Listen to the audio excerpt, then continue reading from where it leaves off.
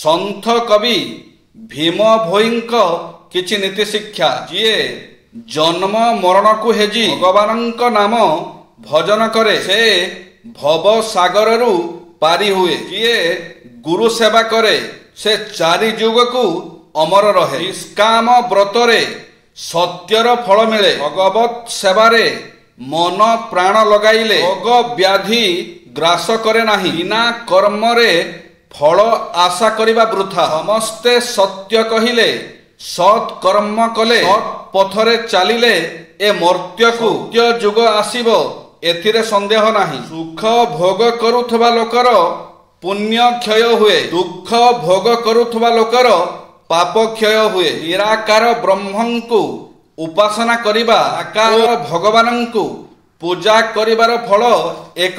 ଉଭୟ ଉପାସନାରେ ଦୃଢ଼ ବିଶ୍ୱାସ ଏବଂ ଶ୍ରଦ୍ଧା ରହିବା ଆବଶ୍ୟକ। 100 କାର୍ଯ୍ୟ ଛାଡ଼ି ଆପେ ଖାଇବ। 1000 କାର୍ଯ୍ୟ ଥିଲେ ମଧ୍ୟ ସ୍ନାନ କରିବ। 1,00,000 କାର୍ଯ୍ୟ ଥିଲେ ବି ଦାନ କରିବ। 1ଟିଏ କାର୍ଯ୍ୟ ଥିଲେ ମଧ୍ୟ ପ୍ରଭୁଙ୍କ ନାମ ଭଜନ କରିବ। ମନ ଯଦି ପବିତ୍ର ତୀର୍ଥ ଗମନ କରି ଅଧିକ ଲାଭ କ'ଣ?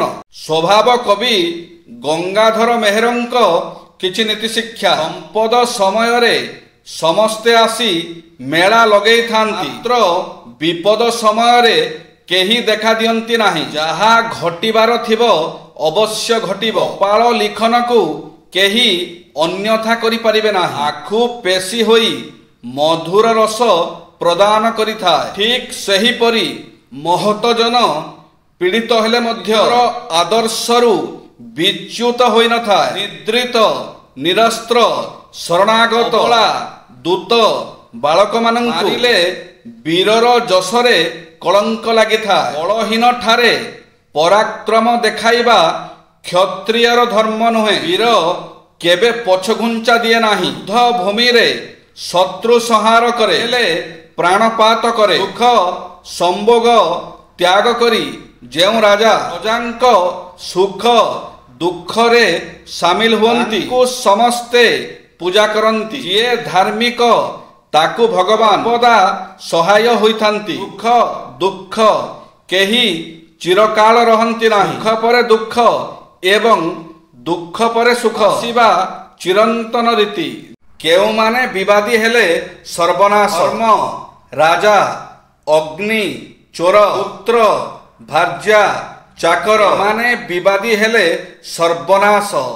କେଉଁଠାରେ ହସିବା ମନା। ସଭାରେ ପିତା ମାତାଙ୍କ ନିକଟରେ ପ୍ରଭୁଙ୍କ ଆଗରେ ଗୁଣୀ ଲୋକ ପାଖରେ ପରଦାରାଠାରେ ପହିଲିମାନ ଆଗରେ ଶତ୍ରୁ ଆଗରେ ହସିବା ମନା। କାହାକୁ ଅବିଳମ୍ବେ ତ୍ୟାଗ କରିବା ଉଚିତ। ଯେଉଁ ଗୃହରେ ବିନା କାରଣରେ କଳହ ହୁଏ। ଯେଉଁ ଦେଶରେ ଶାସକ ଚପଳ ଓ ନାରୀ ବୁଦ୍ଧିଆ। ଯେଉଁ ହସ୍ତି ମତୁଆଳ। ଯେଉଁ ବିଧବା ବହୁଭାଷିଣୀ। ଯେଉଁ ମିତ୍ର ଶଠ ଓ ପ୍ରବଞ୍ଚକ। ଯେଉଁ ସ୍ଥାନ ପୂର୍ତ୍ତି ଗନ୍ଧମୟ ନରକ। ଏମାନଙ୍କୁ ଅବିଳମ୍ବେ ତ୍ୟାଗ କରିବା ଉଚିତ। ସଫଳତାର ସବୁଠାରୁ ବଡ଼ ସୂତ୍ର ହେଉଛି ଅନବରତ କାମ କରିବା। ସବୁ ଲୋକମାନଙ୍କୁ ଜଣାଅଛି ଯେ ପରିଶ୍ରମ କରିବା ଦ୍ୱାରା ହିଁ ମୁତାବକ ସଫଳତା ମିଳିଥାଏ। ଲକ୍ଷ୍ୟ ହିଁ ସଫଳତା ପ୍ରଦାନ କରେ। କୌଣସି ବି କାମ ସମୟରେ ଲକ୍ଷ୍ୟକୁ ସାମ୍ନାରେ ରଖି କାମ କରନ୍ତୁ। ଲକ୍ଷ୍ୟରୁ ନିଜକୁ ଅଲଗା ହେବାକୁ ଦିଅନ୍ତୁ ନାହିଁ। ଏହାର ପ୍ରାପ୍ତି ପାଇଁ ଆଗକୁ ଆସୁଥିବା ସଫଳତା ପୂର୍ବକ ସାମ୍ନା କରନ୍ତୁ। ମାନେ ଦେଶର ସ୍ପନ୍ଦନ। ନିଜ ଲକ୍ଷ୍ୟଠୁ କେବେ ଦୂରେଇ ଯାଆନ୍ତୁ ନାହିଁ। କୌଣସି ଉଦ୍ୟମ କରିବା ପୂର୍ବରୁ ଓ ବିଚାର କରନ୍ତୁ। ଆପଣଙ୍କର ପ୍ରତିଟି ପଦକ୍ଷେପ ହିଁ ଆପଣଙ୍କ ଭବିଷ୍ୟତ ନିର୍ମାଣ କରେ। ଏଣୁ ସଜାଗ ରୁହନ୍ତୁ। ଜୟ ଶ୍ରୀ ଜଗନ୍ନାଥ।